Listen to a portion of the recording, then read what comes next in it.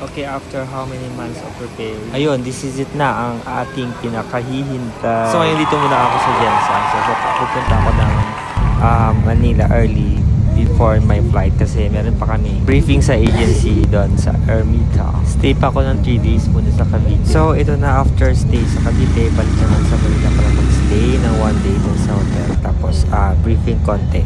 Then prepare to depart going to Ireland. So dito kakagaling na sa hotel, papunta na kami ng NAIA Terminal 3. So dito na makikita na kami na Romer, Yvonne at saka ni Pia. Dito under Etihad Airlines kami.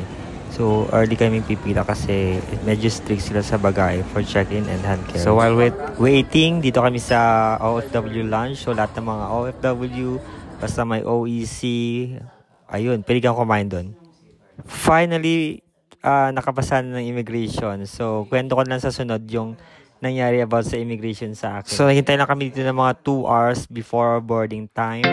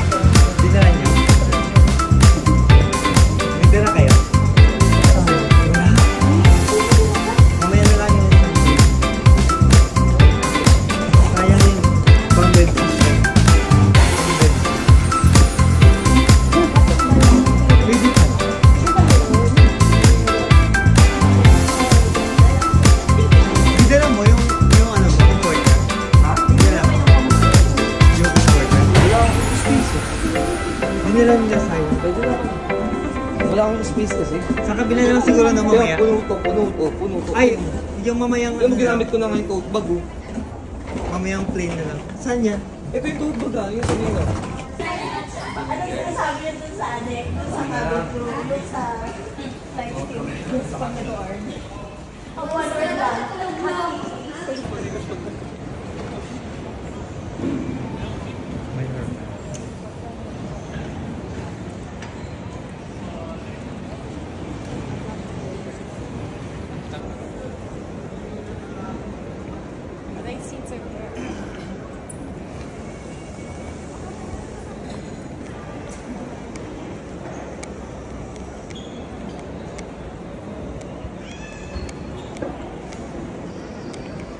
Bon, kayo yung nasa harap ng video ko.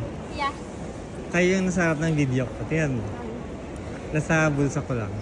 Ay, may wifi dito? Oo, may wifi. 4 AM pa naman sa Pinas. Come here.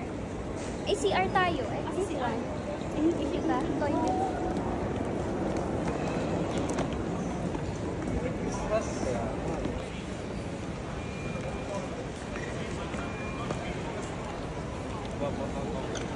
Diretso lang.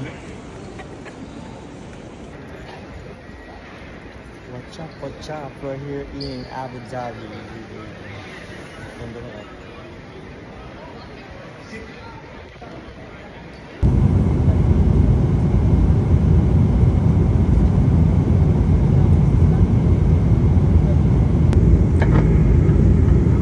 Good morning, ladies and gentlemen. This is First Officer Abdullah speaking. We'll be commencing our visit towards destination Dublin in less than 10 minutes. The seatbelt sign will be switched on during the descent and will be kept on until we have a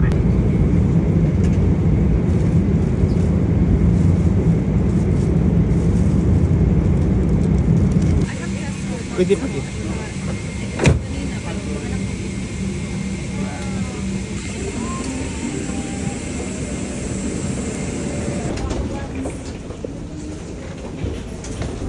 Citizen siya. Irish citizen. Siya?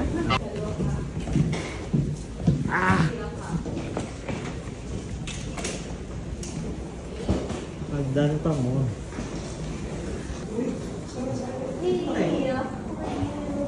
Ay, nandito yung sundo natin. Ay, kumusta? Ay, dalawa ng ano niya, tote bag niya. Collection. Okay, welcome to Dublin. So, next is papasok na lang kami sa immigration dito sa Dublin. So, dito sa immigration, tinicheck lang yung permit at saka yung visa. Unlike dun sa kabila, maraming tinicheck from page 1 to 100. Joke lang yun sa mga ayaw sa Pinas. Peace. Welcome to Dublin. Welcome to Dublin.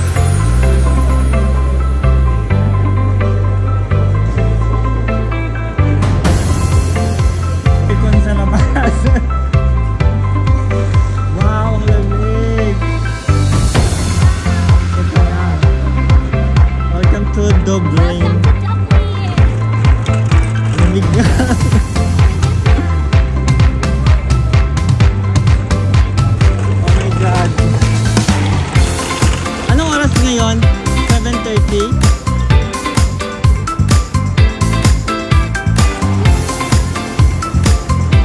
Ano yun? Akala ko yun yung lamig sa loob, tapos bumanin ko pala sa labas.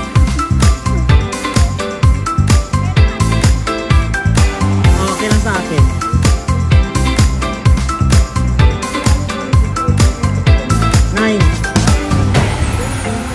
Sarap, sarap ng lamig. Very fresh. Welcome to Baguio. Uy, kung tumutulog mo. Yeah. Lamig, no? Ay, sorry.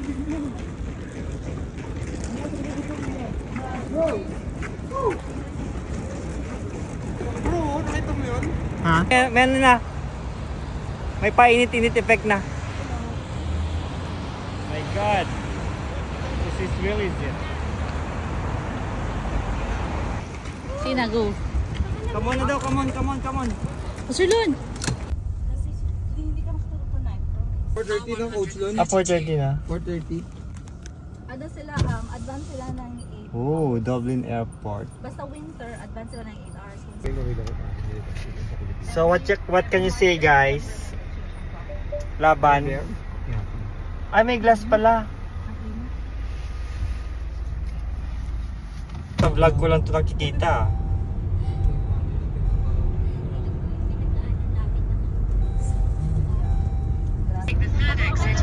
Ooh, we're in Dublin. Ito na talaga. Dati ano lang, pangarap lang namin. Welcome to Dublin. Alam mo, yung mga taga-Fairchoice, nakita ko naka-BMW yung iba. Bigay natin kasi kawawa naman. Welcome to our accommodation. Hot number. Oh, ito na. What daw number? Pwede, bigay ka muna ng 50. Sarap pa naman mo. Sana ang bahay namin. Gumawa kami nun eh. Grabe, walang tao, walang bata. Go!